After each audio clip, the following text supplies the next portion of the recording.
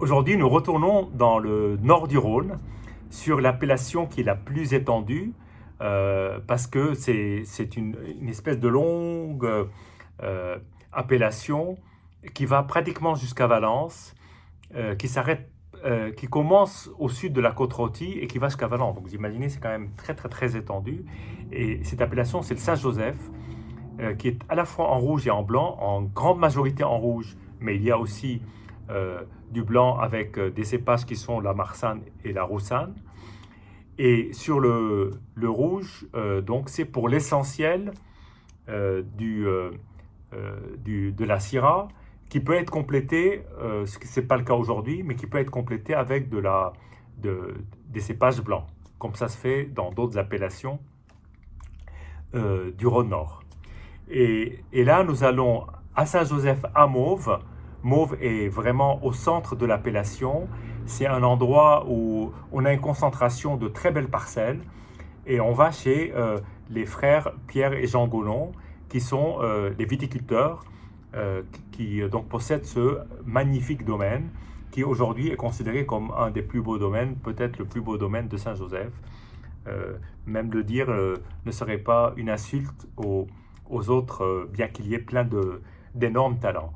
Et donc il y a 2 ans, j'ai eu l'occasion avec mes amis de visiter le domaine Gaulon. Nous avons été reçus par Jean Gaulon, nous avons passé je pense 2 heures ou 2 heures et demie. Et là-dessus, nous avons dégusté des rouges qui n'étaient pas encore en bouteille. C'était le millésime 2018. Et le blanc, les oliviers. Et nous avons commencé par les îles Ferret 2018. Et ce vin m'avait énormément frappé.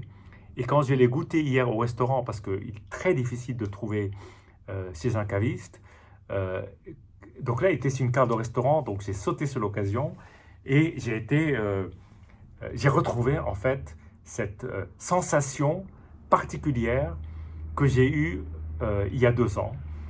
Et donc j'ai dégusté un ou deux verres et je suis reparti avec la bouteille qui est là. Voilà, il en reste encore pas mal. Vous voyez, j'ai été sage à table. Parce qu'en plus, je pense que le déguster juste à l'ouverture ne rend pas forcément compte de tout son potentiel, toutes ses capacités. Et pourtant, c'était une dégustation exceptionnelle. Et c'est un vin qui garde à être aéré, plus de 24 heures. Donc je pense que même demain, il sera peut-être encore différent, meilleur, je ne sais pas, mais il aura encore évolué. Mais là on l'attrape à un moment, bon, c'est un vin jeune, donc il faut le laisser respirer, il faut le contact avec l'air, il faut qu'il y ait le contact avec la civilisation pour le faire sortir de son écrin de vin encapsulé avec son bouchon. Voilà. Alors, donc là, on est sur un vin des pays de l'Ardèche. Donc, c'est une indication géographique protégée. C'est volontaire chez les Gaulons, c'est-à-dire qu'ils ont un Saint-Joseph et de manière à, euh, euh, on va dire, identifier leur Saint-Joseph de manière un peu différente, en fait, parce que le Saint-Joseph, c'est plutôt les vignes qui sont sur les coteaux. Et là, on est plus proche de la plaine. Et on est pourtant sur du Saint-Joseph de plaine, mais voilà, il porte pas l'appellation. C'est pas grave, de toute façon, on sait que en grande majorité, c'est un vin de Saint-Joseph, mais on l'identifie de manière différente par rapport au vin de coteaux qui est un peu plus concentré.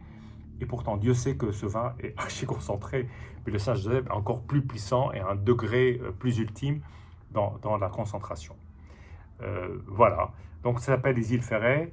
Le plaisir maintenant de le déguster. Alors, j'ai choisi un grand verre parce qu'hier, j'ai trouvé qu'il avait besoin d'expression et d'ouverture au moment de la dégustation, que ce soit d'ailleurs au nez ou en bouche. Et on va commencer d'ailleurs par la robe, déjà avant d'attaquer le nez.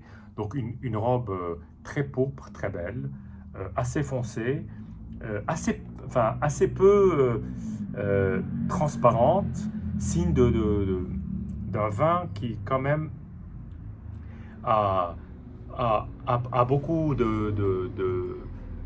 peut-être d'une macération de fruits qui est assez extrait, même si ce sont des macérations extrêmement douces et très longues. Les Gaulons prennent leur temps. Là, le 2018 est sorti il y a pas longtemps, donc il y a quand même d'abord un travail dans les chais avec le minimum d'intervention, mais qui laisse le temps au temps. Et ensuite, il y a le temps que le vin soit prêt, d'une part d'être mis en bouteille, ensuite un minimum avant d'être proposé aux clients et aux restaurateurs, comme c'est le cas là. Alors,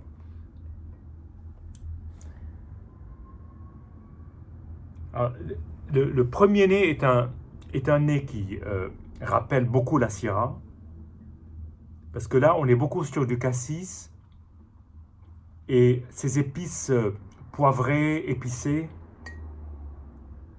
Et il y a une pointe qui le distingue, qui est une pointe qui me rappelle un tout petit peu le pruneau. C'est peut-être du cassis très mûr, mais qui va vers le pruneau, et ça donne une certaine profondeur, presque une noirceur au palais, au nez. Comment définir une noirceur au nez? Bon, voilà, c'est comme ça que je le ressens. Alors, il y a aussi de la pâte d'abricot, et puis ce cassis qui est avec des effluves qui sont quand même très présentes. Alors là, après agitation, on retrouve les mêmes arômes, mais avec un aspect un peu plus fumé, presque de tabac, de chocolat. Il y a tout un feu d'artifice d'arômes qui font presque voyager, même un peu de camphre. C'est très voluptueux. Voilà. C'est riche, voluptueux, et il y a toujours cette noirceur, ce côté sombre.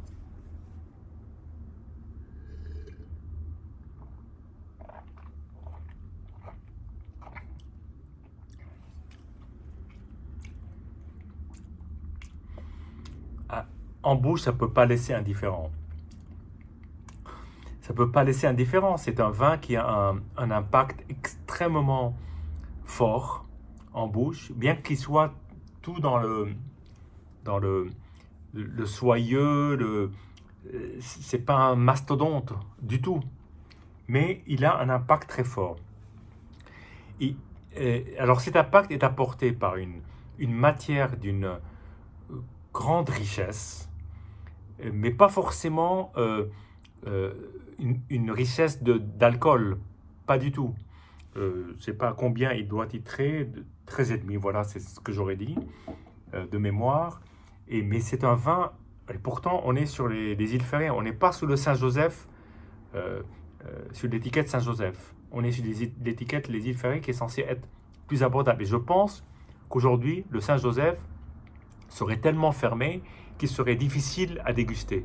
Les îles Ferrées, il est déjà bon à boire, et pourtant, il a un potentiel absolument phénoménal. Phénoménal. C'est-à-dire que là, on est face à un vin qui ne fait que commencer à s'exprimer, et déjà en 24 heures, il y a une métamorphose géante.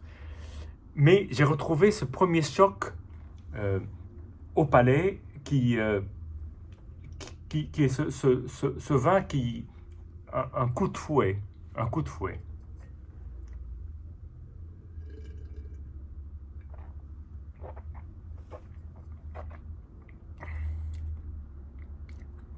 Alors, attaque d'une suavité absolument incroyable, avec une concentration de petits fruits, et puis il y a ce côté pruneau qui ressort, et puis il y a une pureté en bouche.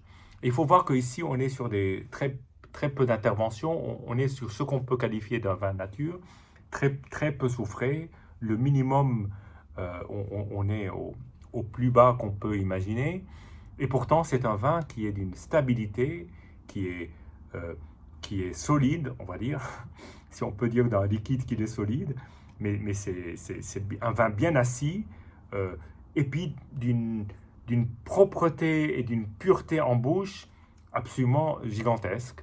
Et c'est un vin pour la garde qui, je pense, peut supporter 10 ans, 10 ans peut-être davantage de cave. En tout cas, c'est un très très beau vin qui, moi, m'a fait plaisir, m'a procuré un plaisir immense. Et 24 heures après, je retrouve les mêmes joies et le même bonheur que j'avais eu quand je l'avais dégusté, quand il n'était pas encore en bouteille, il y a 2 ans. Voilà. Très très beau vin. Santé et à bientôt.